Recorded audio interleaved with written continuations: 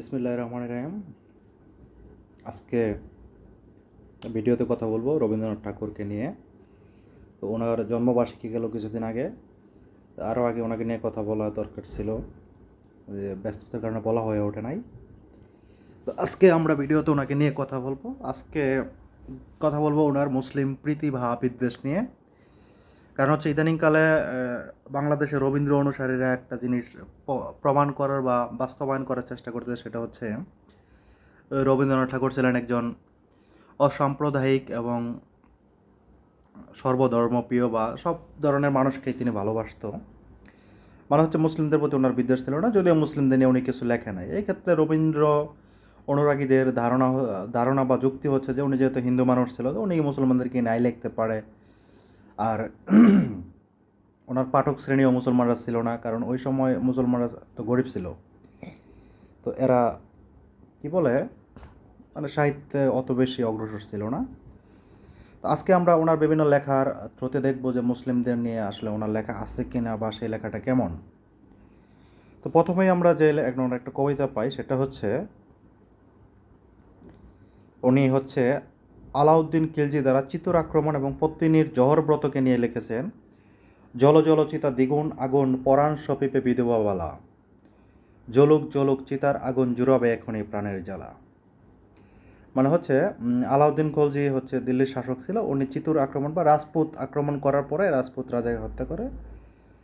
তো তখন ওই রাজার স্ত্রী বা রাজার স্ত্রী, যেটাকে বলে সতীদাহ, মানে চিতায় স্বেচ্ছায় মৃত্যু যেটা বলে, সেটা বরণ করে। তো এটাকে রবীন্দ্রনাথ ঠাকুর গ্লোরিফাই করছে, যে তার হাজব্যান্ড মরার পর যে অন্তরের যে কষ্ট ছিল, সেই কষ্ট কি হচ্ছে চিতার আগুনে মানে প্রশমিত হচ্ছে।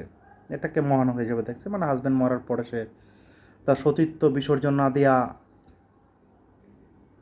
কী করছে, মৃত্যুবরণ করে নিতেছে। এখন বিষয় হচ্ছে যে মুসলিমরা কিন্তু কোথাও কী করে নাই, যুদ্ধ অবশ্যই করছে, তারা বিভিন্ন দেশ জয় করছে, কিন্তু কোথাও সতীত্ব নষ্ট মানে দর্শন বা এই টাইপ কোনো কিছু কিন্তু কোথাও করে নাই। ইভেন আলাউদ্দিন খলজির মতো লোক তো আরও করার পসিবিলিটি নাই। ভারত একমাত্র এই কাজটা করছিল চেঙ্গিস খান যখন আক্রমণ করছিল, তখন একটু সমস্যা হয়েছিল। এছাড়া কোনো মুসলিম শাসক এটা করে নাই। তো রবীন্দ্রনাথ ঠাকুর এটাকে ব্লেমিং করতেছে। এরপরেই যে লাইনটা লেখছে, স্পর্ধিত যবন তোরাও দেখ রে, সতীর রতন করিতে রক্ষণ, রাজপুত সতী আজিকে কেমন সপিছে পরাণ অনল শিখে। মানে রবীন্দ্রনাথ ঠাকুর বিভিন্ন লেখায় মুসলমানদেরকে জবন হিসাবে বলতো। জবন মানে হচ্ছে ছোট জাতি বা শ্লেষা যেটাকে বলা হয়। আমরা যেমন হচ্ছে ধরেন কিছু কিছু পেশাকে বা কিছু ইকে, যেমন হচ্ছে আমরা চামার শব্দটা উচ্চারণ বা চামার জাতি বা চামার সম্প্রদায়কে উচ্চারণ যখন করি তখন খুব নেগলেক্টলি করি। বা ধরেন আমরা আরও কিছু সম্প্রদায় আছে যেমন মেথরদেরকে যেভাবে করি, এই জবনটা হচ্ছে এরকম একটাই। মূলত রবীন্দ্রনাথ ঠাকুরের এটা হচ্ছে মুসলমানদের প্রতি ধারণা, বা এটা হচ্ছে মুসলমানদের প্রতি ওনার ট্রিট যেটাকে বলে, মানে কীভাবে সেই করে মুসলমানদেরকে নিচু জাতি হিসেবে তুলনা করতে আর কি। এরপরে লেখছে, ডান হাতে তোর খড়গ জলে, বা হাতে করে শঙ্কা হরণ, দুই নয়ন স্নেহের হাসি, ললাট নেত্র আগুন বরণ। এখানে বাঙালি জাতির যে সেটাকে দুর্গার সাথে তুলনা করছে আর কি। এটা হচ্ছে দেশমাতৃকার বর্ণনা দিছে। তার মানে হচ্ছে ওনার দেশ বলতে যেটা, এটা হচ্ছে হিন্দুদের দেশ, এটা এখানে মুসলমানদের কোনোই নেই। আনন্দ মঠে যেটা বলছে, তং হি দুর্গা দশম প্রহরিণী, কমলা কমল দলবিহারিণী, বাণীবিদ্যাদায়িনী, নমামি তাং নমামি কমলাং, আমলাং অতলাম, সুজলাং সুপলাং মাতরং। মানে হচ্ছে আনন্দ মঠটাকেই সেই করছে আর কি। যাই হোক, এরপরে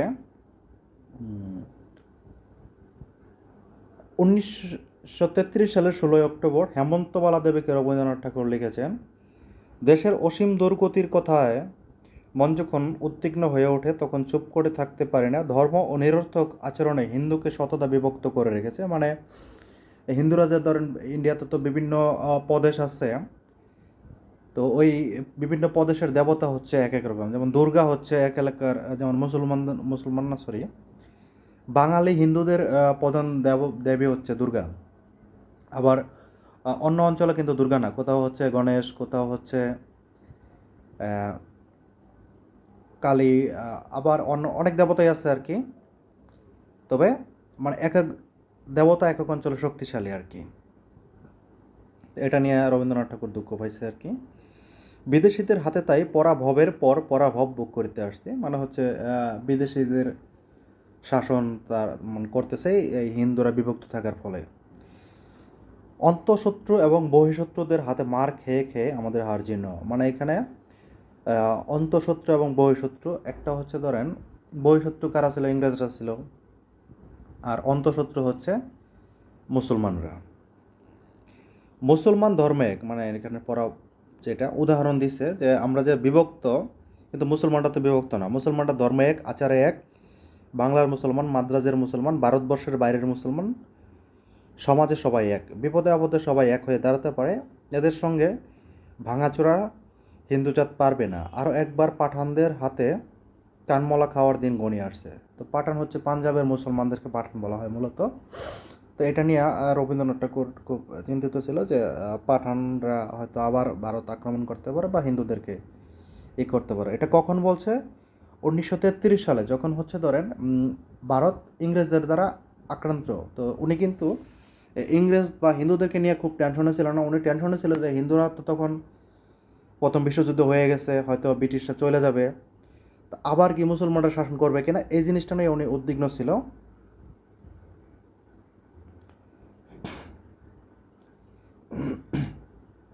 তুমি তো সন্তানের জননী, হিন্দু সমাজের ভবিষ্যৎ তোমার ছেলে মেয়েতে দুর্বল স্কন্ধে চাপিয়ে একদিন তুমি চলে যাবে, কিন্তু তার কি ভবিষ্যৎ ভেবে দেখো।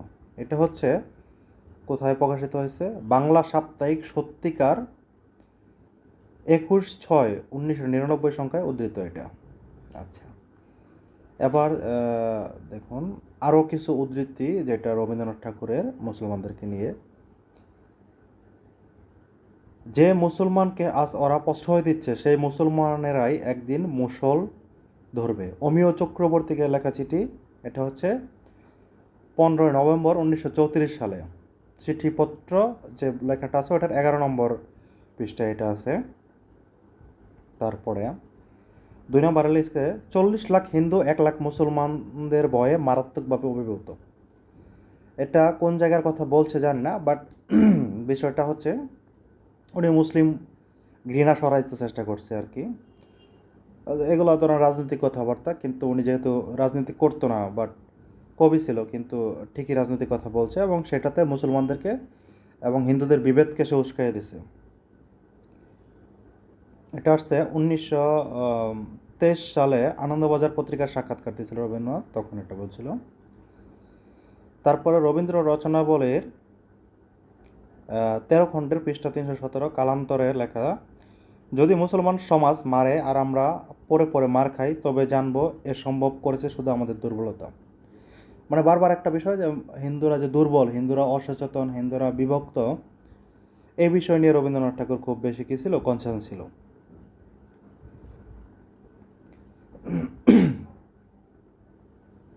তারপরে মুসলিম ধর্মকে নিয়ে সে লেখছে, এই ধর্ম যেখানে গেছে সেখানেই আপনার বিরুদ্ধে ধর্মকে আঘাত করে ভূমিসাৎ করে তবে ক্ষান্ত হয়েছে। ভারতবর্ষের উপরেও এর প্রচণ্ড আঘাত এসে পড়েছিল এবং বহু শতাব্দী ধরে এই আঘাত নিরন্তর কাজ করেছে। আচ্ছা, আপনারা বলেন যে ভারতের হিস্টোরিতে মুসলমানরা বা ইসলাম আসছে কীভাবে? ইসলাম আসছে মূলত আরব বণিকদের দ্বারা। তো আরব বণিকরা কিন্তু কখনো যুদ্ধ করে নাই। এরপরে যখন মুসলিম শাসন প্রতিষ্ঠিত হয়েছে, তো তা যেমন হচ্ছে ধরেন মুঘলরা সবচেয়ে বড় শাসক ছিল, বাংলায় ছিল। তো এখানে হিন্দুরা অনেক বড় বড় পোস্টে চাকরি করছে,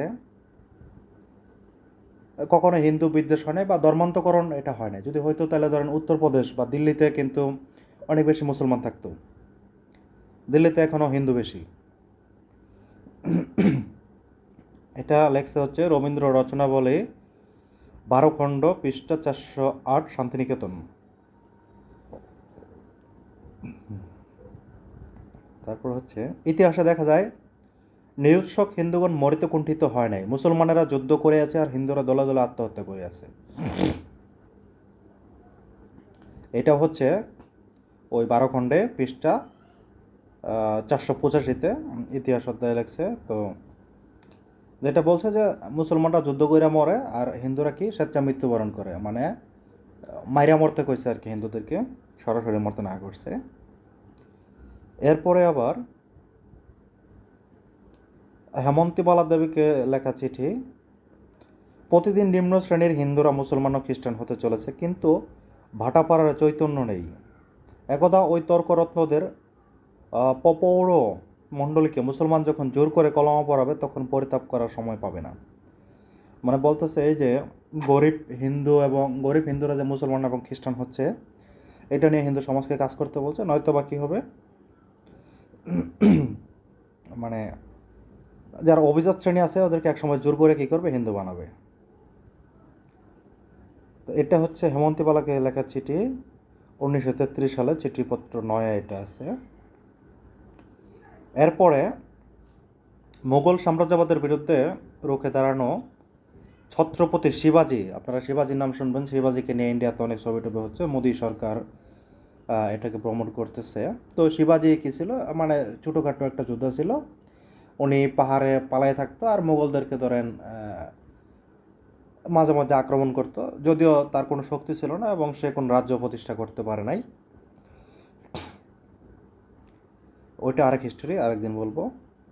তো এই শিবাজি যেহেতু মুসলমানদের বিরুদ্ধে ছিল, তাই রবীন্দ্রনাথ ঠাকুরের কাছে শিবাজি বিরাট বীর ছিল। লেখছে, কোন দূর শতাব্দে কোনো এক অখ্যাত দিবসে নাহি জানি আজি মারাঠার কোনো শৈলে অরণ্যের অন্ধকারে বসে।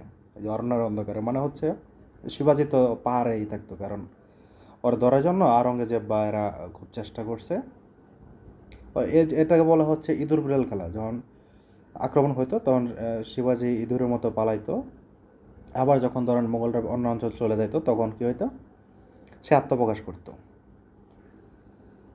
হে রাজা শিবাজি, তব ভালো উদ্ভাসিয়া এ ভাবনা তরিত প্রবাহ এসেছিল নামি এক ধর্মরাজ্য পাশে খণ্ড বিক্ষিপ্ত ভারত বেঁধে দিব আমি। মারাঠির সাজে আজি হে বাঙালি এক কণ্ঠে বলো জয় তু শিবাজি। মানে বাঙালিদের বলছে যে তোমরা কী করো, মারাঠিদের মতো মুঘলদেরই করো বা মুসলমানদের বিরোধিতা করো, জয় তু শিবাজি। শিবাজির আদর্শ হলো এটা, যে হিন্দু রাজ্য প্রতিষ্ঠা। মারাঠির সাথে আজি হে বাঙালি একসঙ্গে চলো মহোৎসবে সাজি। আজি এক সভা বলে ভারতের পশ্চিম পূর্ব দক্ষিণে ও বামে একত্রে করুক ভোগ একসাথে একটি গৌরব এক পূর্ণ নামে জয় তু শিবাজি। ধর্মরাজ্য পাশে খণ্ডছিন্ন বিক্ষিপ্ত ভারতকে বেঁধে দেওয়ার প্রচেষ্টার মানেটা হচ্ছে যেটা যে শিবাজি তো চাইতো যে কি ধর্মরাজ্য হোক, মানে হিন্দু ধর্মরাজ্য হোক। এই জন্য সে, যদিও সে বিক্ষিপ্ত ছিল, ক্ষুদ্র ছিল, কিন্তু তার সাথে কি করো, মানে তার আদর্শের সাথে পুরো ভারতকে যোগ করে দাও, তাহলে কি হবে, মানে শিবাজির আদর্শই হবে, মুসলিমদের পতন হবে।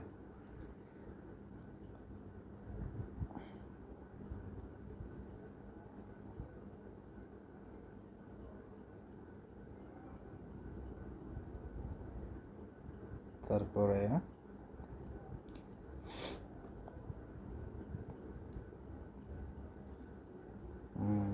আরও একটা দেখাই,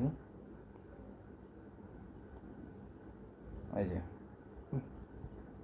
রবীন্দ্রনাথ ঠাকুরের কণ্ঠরোধ নামে একটা লেখা আছে, ওটাতে হইল, কিছুদিন হইল একদল ইতর শ্রেণীর অবিবেচক মুসলমান কলিকাতার রাজপথে লুষ্ঠখণ্ড হস্তে উপদ্রবের চেষ্টা করিয়াছিল। মানে মুসলমানদেরকে উনি জবন এবং ইতর বলতো। তো জবন হচ্ছে ধরেন শ্লেষা বা নিচু শ্রেণী, আগে বলছি। ইতরও হচ্ছে নিচু নিচু শ্রেণী, বা ইতর প্রাণী বলতে আমরা ধরেন গরু ছাগল বা এদেরকে বুঝি আর কি। তো মুসলমানদেরকে উনি ইতর বলতো। তো মুসলমানরা কলকাতায় হয়তো কোনো কিছু নিয়ে করতেছিল, মানে কোনো আন্দোলন করতেছিল, এটাকে উনি বলছে যে কিছুদিন হইল একদল ইতর শ্রেণীর অবিবেচক মুসলমান কলিকাতার রাজপথে লুষ্ঠখণ্ড হস্তে উপদ্রবের চেষ্টা করিয়াছিল। তাহার মধ্যে বিস্ময়ের ব্যাপার এই যে উপদ্রবের লক্ষ্যটা বিশেষরূপে ইংরেজের প্রতি।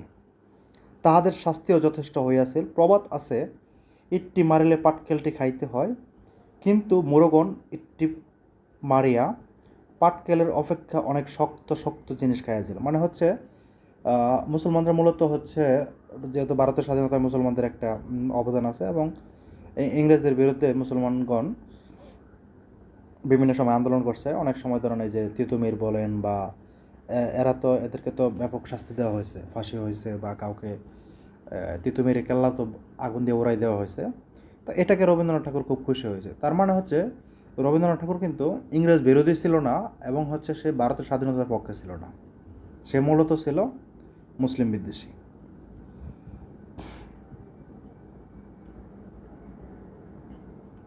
তারপরে হচ্ছে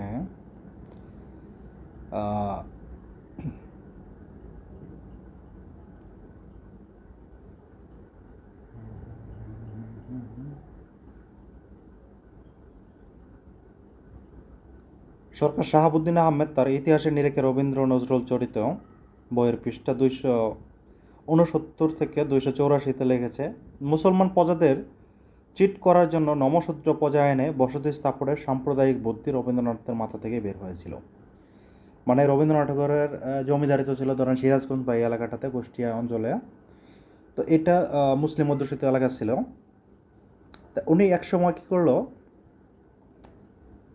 এই সংখ্যাগরিষ্ঠতা কমানোর জন্য উনি মুসলমানদের জমি কায়রা কেড়ে নিয়ে হিন্দুদেরকে দিতে শুরু করলো। এবং হচ্ছে হিন্দুদের যে নিচু শ্রেণী আছে, 4টা শ্রেণী জানেন, ব্রাহ্মণ যে সবচেয়ে উঁচু শ্রেণী, তার ক্ষত্রিয়, তো ক্ষত্রিয়দেরকে আইনে উনি কী করছে, এখানে বসাইছে ও মুসলমানদের সাথে একটা মানে আন্তধর্মীয় সংঘর্ষ সৃষ্টির চেষ্টা করছে।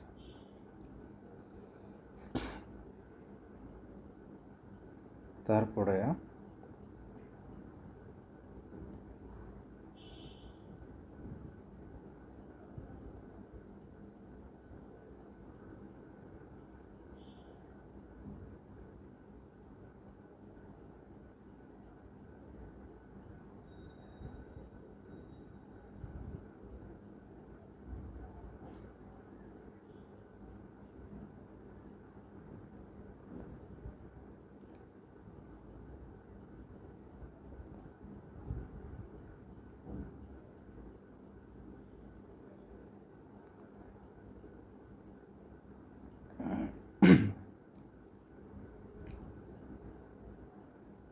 আর একটা লেখা,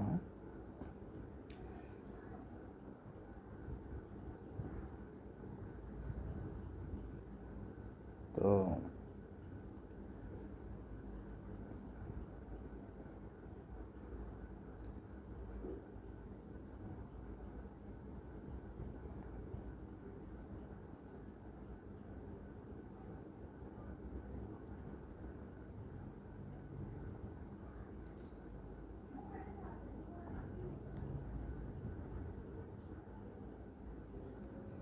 টাইমস অফ ইন্ডিয়াকে দেওয়া একটা বিবৃতি ছিল, একটা খুবই গুরুত্বপূর্ণ বিষয় হিন্দু মুসলমানদের ঐক্যকে বস্তুত অসম্ভব করে রেখেছে। তা হলো মুসলমানের কখনো কোনো একটা দেশের আনুগত্য স্বীকার করে না। মুসলমানদের আমি সরাসরি জিজ্ঞাসা করেছি, কোনো মুসলিম রাষ্ট্র ভারত আক্রমণ করলে ভারতের মুসলমানরা ভারতের হিন্দুদের সাথে কাঁধে কাঁধ মিলে বিদেশি মুসলমানদের সাথে লড়বে কিনা। তাদের উত্তরে আমি সন্তুষ্ট হতে পারিনি। এমনকি মোহাম্মদ আলীর মতো মহারাষ্ট্র ঘোষণা করেছেন যে কোনো অবস্থাতেই কোনো দেশের মুসলমানরা কখনোই মুসলমানদের বিরুদ্ধে লড়তে পারে না, এটা মুসলমানদের পক্ষে নিষিদ্ধ। এটা হচ্ছে প্রথম বিশ্বযুদ্ধের সময়, যখন হচ্ছে ব্রিটিশরা উসমানিয়া খেলাফতের বিরুদ্ধে ছিল, তখন খেলাফত আন্দোলন শুরু করা হচ্ছে মোহাম্মদ আলী আর আহমদ আলী, দুই ভাই, এটাকে হচ্ছে খেলাফত আন্দোলন বলা হয়। তো তারা যেটা ছিল, তারা ব্রিটিশ রাজের কাছে আবেদন জানাইছিল যাতে উসমানিয়া খেলাফতের সাথে যুদ্ধ না করা হয় বা উসমানিয়া খেলাফতকে ধ্বংস না করা হয়। এবং ব্রিটিশ রানী ওনাকে এটা করছিল যে মুসলমানরা বা ভারতের মুসলমানরা যদি কী করে ব্রিটিশদের পক্ষে যুদ্ধ করে, উনি উসমানিয়া খেলাফতের সাথে বা উসমানিয়া সাম্রাজ্যের বিরুদ্ধে অ্যাকশন নেবে না। তারপরে ধরেন বাঙালি মুসলমানরা ব্রিটিশদের পক্ষে যুদ্ধ করে, যেখানে হচ্ছে আপনার কাজী নজরুল ইসলাম বাঙালি প্লাটুনে যুদ্ধ করছে। উনি কিন্তু হচ্ছে মিশর প্লাস সিরিয়া, ইরাক এই অঞ্চলটাতে যুদ্ধ করছে। কিন্তু মজার বিষয় হচ্ছে ইংরেজরা বিশ্বাসঘাতকতা করে এবং প্রথম বিশ্বযুদ্ধের পরে জানেন যে উসমানীয় খেলাফত ভেঙে দেওয়া হয় এবং মুসলমানরা খেলাফত কী করে খেলাফতহীন হয়ে যায়। তো মুসলমানদের কনসেপ্টটা হচ্ছে যে কোনো মুসলিমকে আক্রমণ করবে না।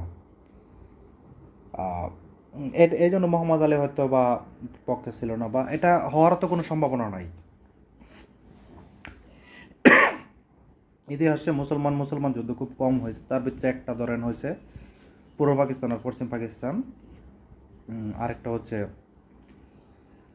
ওই কারবালার যে যুদ্ধ, এরকম খুবই কম হয়েছে। তবে এটা মানে নিরুৎসাহিত এবং হচ্ছে আমাদের ধর্মে এটা বারণ করা আছে।